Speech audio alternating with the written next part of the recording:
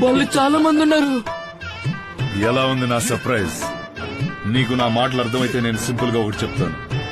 ఈ మిత్రుడు నాకేం చెప్పాడంటే ఇతను నీతో పోరాడాలని అనుకుంటున్నాడు. ఇంకా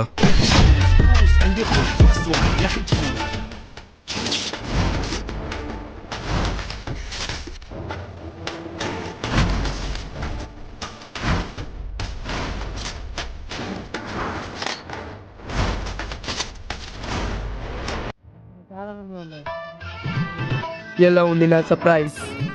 నీకు నా మాటలు అర్థమైతే ఒకటి చెప్తా.